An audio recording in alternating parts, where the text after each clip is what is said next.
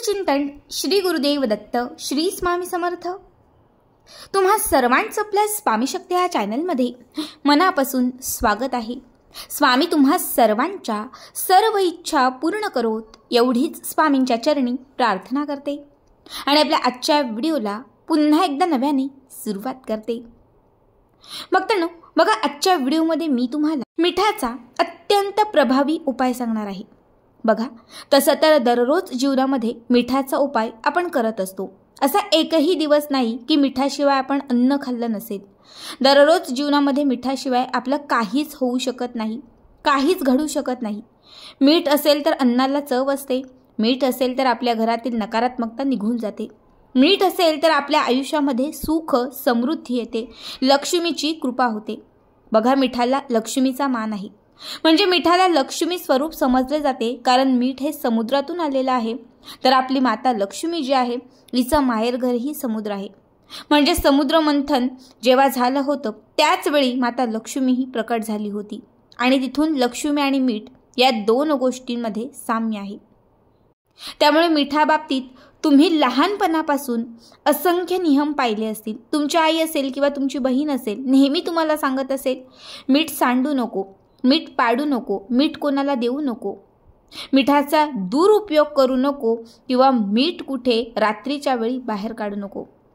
असे अनेक आपण मिठाबद्दल वेगवेगळ्या गोष्टी ऐकल्या असतील, कारण मीठ हे आपल्या आयुष्यामध्ये असंख्य चमत्कार घडवू शकतात आणि आपलं जे भाग्य आहे हे भाग्य बिघडवू शकतात। जर तुम्ही त्याचा योग्य पद्धतीने उपयोग केला तर तुमचं आयुष्य चमकू शकतं, तुमचं भाग्य घडू शकतं, तुमचं भाग्य बदलू शकतं, तुमचं भाग्य उजळू शकतं। मात्र या मिठाचे जर तुम्ही काही चुकीचे उपाय केले किंवा जर या मिठाने तुम्हाला काही दोष दिले तर तुमचं भाग्य बिघडू शकतं, तुमचं भाग्य दुर्भाग्यात बदलू शकतं। आता कुठल्या गोष्टी आहेत, मी कुठल्या पद्धतीने उपयोगी ठरतं हे तुम्हाला अगोदर सांगते आणि त्यानंतर आजचा हा उपाय मी तुम्हाला सांगते। बऱ्याच वेळा असं होतं की शेजारची एखादी बाई मीठ संपलं म्हणून आपल्याकडे येते, थोडंसं तरी मीठ हवं म्हणून ती आपल्याला विनंती करते। पण लक्षात ठेवा, जर तुम्ही तिला तुमच्या घरातील मीठ दिलं किंवा देत असाल तर तुमच्या घरातील लक्ष्मी कुणाच्या तरी घरी पाठवत आहात। जर असं कुणी मीठ मागायला आलं तर 21 त्यांना आपलं सोनं घालायला द्या, बाकी काहीही द्या, मात्र चुकूनही कुणालाही मीठ आपल्याला द्यायचं नाही। खरं तर मीठ हे कधीच कुणाकडे मागायचे नसते आणि कुणाला कधी द्यायचेही नसते, कारण कुणाच्या घरची लक्ष्मी आपल्याला खेचायचीही नसते आणि आपल्या घरामध्ये असणारी लक्ष्मी ही आपल्याला घराबाहेर पाठवायची नसते, कारण लक्ष्मीला नेहमी प्रसन्न करायचं असतं। जेवढं तुम्ही लक्ष्मीला घरामध्ये प्रसन्न ठेवाल तेवढी लक्ष्मी तुमच्या घरामध्ये स्थिर राहील आणि तुमच्या घराची भरभरून प्रगती होत राहील। मिठाची स्वच्छ सुंदर पुडी दुकानातून घेऊन यायची। जे काही मीठ आपण घरात आणतो, मीठ आपल्या बरणीमध्ये ठेवून द्यायचं आणि त्याचा उपयोग आपण रोजच्या जीवनात किंवा रेमडीसाठी करायचा। ही पहिली गोष्ट। त्यानंतरची दुसरी गोष्ट म्हणजे बऱ्याच वेळा आपण घाई गडबडीत असतो आणि आपल्या हातातून चुकून मीठ जे आहे ते सांडलं जातं। मग मीठ सांडलं तर आपण पटकन त्याच्यावरती पाय देतो किंवा बऱ्याच वेळा ते ओलांडून जातो किंवा ते मीठ जे आहे ते सुपलीत झाडूने आपण भरून घराच्या बाहेर फेकतो। तर ही चूक खूप मोठी आहे, कारण तुम्ही लक्ष्मीचा अवमान, लक्ष्मीचा अपमान करत आहात। हे लक्ष्मी जेव्हा दोष देते किंवा श्राप लावते तेव्हा आयुष्यामध्ये दरिद्रता येते। जर चुकून माकून मीठ सांडलं तर लक्षात ठेवा, तिला झाडू लावायची नाही, सुपली लावायची नाही, ती हाताने व्यवस्थित भरून घ्यायचं किंवा ओल्या कापडाने ते पुसून घ्यायचं। जर तुम्ही हाताने भरून घेतलं असेल तर एखाद्या कागदाच्या पुडीमध्ये भरायचं आणि ही जी पुडी आहे ही घराच्या बाहेर एखाद्या झाडाखाली ठेवू शकतात किंवा तुम्ही घराच्या बाहेर एखादी मोकळी जागा असेल तर तिकडे तुम्ही ते ठेवून देऊ शकता। त्यानंतरची पुढील गोष्ट आहे ती म्हणजे, बघा, बऱ्याच वेळा आपण मीठ स्टीलच्या डब्यामध्ये ठेवतो।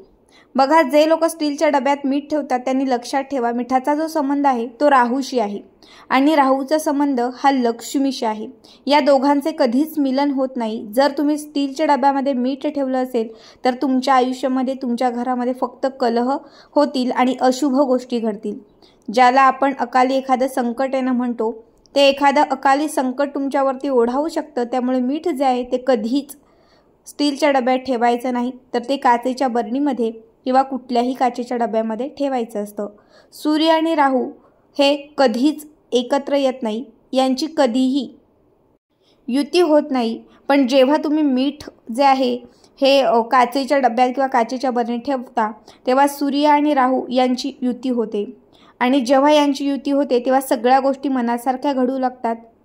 घराची भरभराट होते, पैसा येत जातो आणि आलेला पैसा टिकतही जातो. आता मी तुम्हाला आजचा उपाय सांगते. बघा, आज मंगळवार आहे. माता लक्ष्मीला प्रसन्न करणारा दिवस आहे. हा माता लक्ष्मीचा दिवस आहे. मंगळवार आणि शुक्रवार या 2 दिवसात आपण माता लक्ष्मीची जास्तीत जास्त सेवा करत असतो. कारण माता लक्ष्मी आकर्षित करण्यासाठी मंगळवार आणि शुक्रवार हे 2ही दिवस विशेष महत्त्वाचे मानले जातात. या दिवशी तुम्हाला धनप्राप्तीसाठी, घरी ऐश्वर्य येण्यासाठी, घरामध्ये सुख समृद्धी येण्यासाठी, घरामध्ये असणारा जो पैसा आहे हा पैसा टिकण्यासाठी मी आजच्या व्हिडिओमध्ये एक अत्यंत प्रभावी उपाय सांगणार आहे. हा उपाय तुम्हाला या नवरात्रीत करायचा आहे. कारण बघा, नवरात्रीचे जे 9 दिवस आहेत हे लक्ष्मीसाठी समर्पित आहेत. या दिवशी लक्ष्मीचा खूप प्रभाव असतो आणि या जर वेळात तुम्ही हा उपाय केला तर लक्ष्मी तुमच्या घराकडे भरभरून येत असते. तर या उपायासाठी तुम्हाला एक काचेची बरणी घ्यायची आहे. छोटी मोठी कुठलीही बरणी घ्या. दिवसभरात हा उपाय तुम्ही कधीही करा. जी बरणी तुम्ही घेतलेली आहे त्या बरणीमध्ये तुम्हाला खड्यांचं मीठ घालायचं आहे. खड्यांचं नसेल अगदी तुम्ही वाटलेलं बारीक मीठ घातलं तरीही चालेल.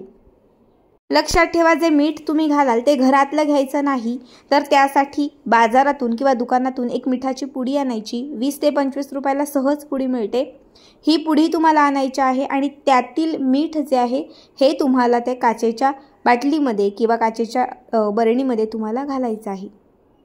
त्यानंतर या काचेच्या बरणीमध्ये तुम्हाला एक अत्यंत विशेष गोष्ट ठेवायची आहे. ती म्हणजे एक लाल रंगाचं कापड घ्यायचं आहे.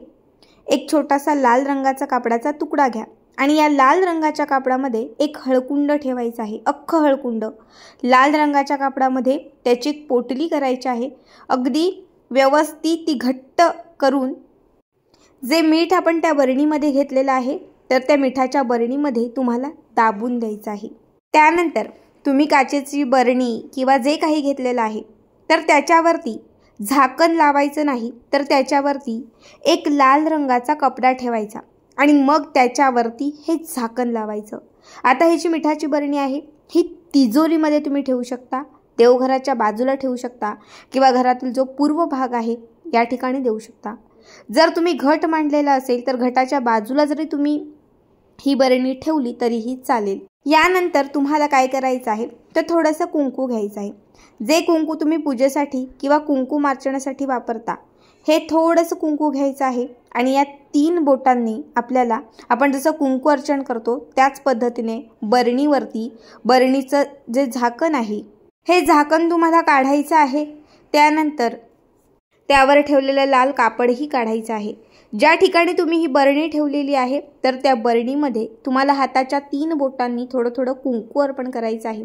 जसं आपण कुंकू अर्चन करतो सेम त्याच पद्धतीने तुम्हाला कुंकू अर्चन करायचं आहे. संपूर्ण श्री सूक्तमाचं पाठ करायचं आहे आणि त्या मिठावरती तुम्हाला कुंकवाचं अर्चन करायचं आहे. असं सलग तुम्हाला 3 दिवस करायचं आहे. आज मंगळवारपासून केलं तर मंगळवार, बुधवार आणि गुरुवार. जर तुम्ही उद्या बुधवारपासून केलं तर बुधवार, गुरुवार आणि शुक्रवार कंटिन्यू 3 दिवस तुम्हाला मिठाच्या बरणीमध्ये कुंकवाचं अर्चन करायचं आहे. कुंकू अर्चन करून झालं, श्री सूक्त म्हणून झालं की त्याच्यानंतर त्या बरणीच्या वरती पुन्हा ते लाल कापड ठेवून त्यावरती झाकण लावायचं आणि झाकण त्या बरणीला फिट्ट एकदम पॅक बांधून घ्यायचं. 3 दिवस कुंकुमार्चन करून झाल्यानंतर पुढचे 7 दिवस ही बरणी तुम्हाला त्याच ठिकाणी ठेवायची आहे. तुम्ही तिजोरीत ठेवली असेल, देवघरात ठेवली असेल किंवा जिथे कुठे, तुम्हाला पुढचे 7ही दिवस ही बरणी त्याच एका ठिकाणी ठेवून द्यायची आहे. म्हणजे सलग तुम्ही जर आजपासून ही बरणी ठेवली तर आज, उद्या, परवा आणि पुढचे 7 दिवस असे 10 दिवस एकूण ही बरणी त्या एकाच जागी असेल. 10 दिवस पूर्ण झाले की त्याच्यानंतर ही बरणी तिथून उचलायची.